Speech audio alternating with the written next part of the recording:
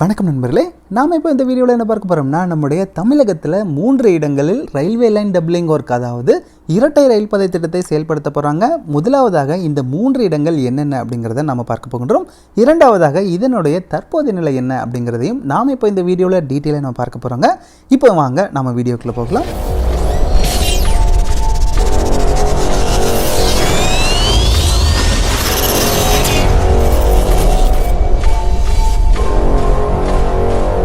Information is power.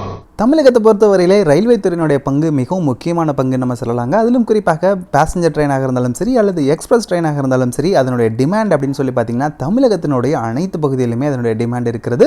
ஏன்னு சொல்லி பார்த்தோம்னா ரொம்ப எக்கனாமிக்காக ட்ராவல் பண்ணக்கூடிய ஒரு மிக முக்கியமான ட்ராவல் மோட் அப்படின்னு சொல்லி பார்த்தீங்கன்னா அது நம்ம ரயில் வழி பயணமாக தான் இருக்கும். அதனால தான் நம்மளுடைய சதர்ன் ரயில்வேஸ் என்ன பண்ணுறாங்கன்னா, தமிழகத்தில் புதிய லைனாக இருக்கட்டும், அதாவது புதிய ரயில்வே திட்டங்களாக இருக்கட்டும், electrification, doubling work, gauge conversion போன்ற பல்வேறு விதமான பணிகளை நம்மளுடைய தமிழகத்தில் தொடர்ந்து செய்து கொண்டிருக்கிறார்கள். இதன் தொடர்ச்சியாக தமிழகத்தில் 3 இடங்களில் இந்த ரயில்வே லைன் டபுளிங் ஒர்க்கை பண்ண போறாங்க.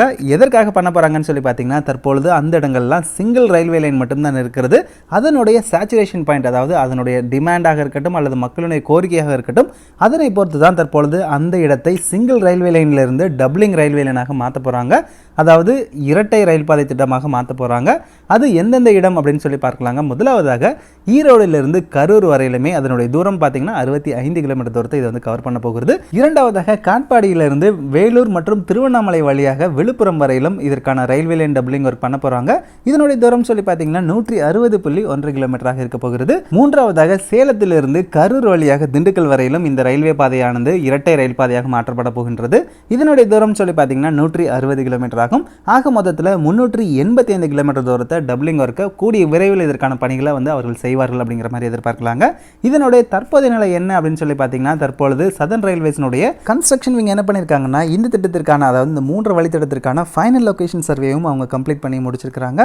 நம்ம எல்லாருக்குமே தெரிஞ்சிருக்கலாம், இந்திய ரயில்வே வாரியமானது இந்த 3 வழித்தடம் இருக்கு இல்லையா, இதற்கான டிராஃபிக் மற்றும் லொகேஷன் சர்வே எடுக்க சொல்லி ஆல்ரெடி அவங்க ஆர்டர் கொடுத்திருந்தாங்க. ஸோ அதன் அடிப்படையில் தான் சதர்ன் ரயில்வேஸும் இதற்கான பணிகளையும் செஞ்சுக்கிட்டு இருக்காங்க. இதற்கு அடுத்தாற் போல ஃபைனல் சர்வேல இவங்க என்ன பண்ணுவாங்க அப்படின்னு சொல்லி பார்த்தீங்கன்னா, பொதுவாக இந்த ரூட், அதாவது எந்த இடத்துலேருந்து எந்த இடம் வரைக்கும் வருகிறதோ அது எந்த பாதை வழியாக போனதுன்னா அதனுடைய டிராஃபிக் வால்யூம் அதிகமாகும் மற்றும் எவ்வளவு நிலத்தை கையகப்படுத்த வேண்டும் அப்படிங்கிற மாதிரி விஷயங்கள் எல்லாத்தையுமே இதில் தான் அவங்க பண்ணுவாங்க. அது தவிர நம்ம எல்லாருக்குமே தெரிஞ்சிருக்கலாம், ப்ரிலிமினரி இன்ஜினியரிங் கம் டிராஃபிக் சர்வேல அவங்க என்னெல்லாம் பண்ணியிருப்பாங்க அப்படின்னா, இந்த ரூட்டில் ஃப்ரைட் மற்றும் பேசஞ்சர் டிராஃபிக் வால்யூம் எப்படி இருக்கும், அதாவது அதனுடைய பொட்டன்ஷியல் என்ன, இதில் சப்போஸ் இது போன்ற ஒரு திட்டத்தை செயல்படுத்தணும்னா அதன் மூலமாக எவ்வளவு வருவாய் நம்மளுடைய ரயில்வே துறைக்கு வரும் மற்றும் இந்த இடத்துல இருக்கக்கூடிய லேண்டினுடைய வகை என்ன, நிலத்தினுடைய வகை என்ன, இதில் இன்வெஸ்ட் பண்ணுற பணமானது எப்போ நமக்கு ரிட்டர்ன் கிடைக்கும் போன்ற பல்வேறு விதமான ஃபேக்டர்ஸ் எல்லாத்தையுமே ஆல்ரெடி அவங்க முன்னாடியே பண்ணி முடிச்சிருக்காங்க. அதே போல் இந்த 3 திட்டத்திற்கான டபுளிங் ஒர்க்கிற்கான ஃபைனல் ரிப்போர்ட் ஆனது கூடிய விரைவில் ரயில்வே வாரியத்தினுடைய ஒப்புதலுக்காக நம்மளுடைய சதர்ன் ரயில்வேஸ் அனுப்புவாங்க.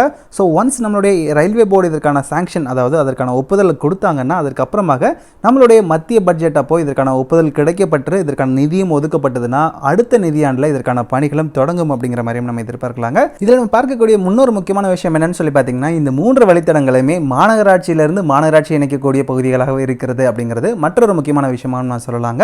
இந்த வீடியோவில் நம்ம சொன்ன தகவல் எல்லாமே உங்கள் எல்லாருக்குமே யூஸ்ஃபுல்லாக இருந்திருக்கும்னு நினைக்கிறேன். இந்த வீடியோ உங்களுக்கு பிடிச்சிருந்தது அப்படின்னா லைக் பண்ணுங்கள், ஷேர் பண்ணுங்கள், மறக்காமல் நம்மளுடைய சேனலையும் சப்ஸ்கிரைப் பண்ணுங்கள். தேங்க்யூ ஃபார் வாட்சிங்.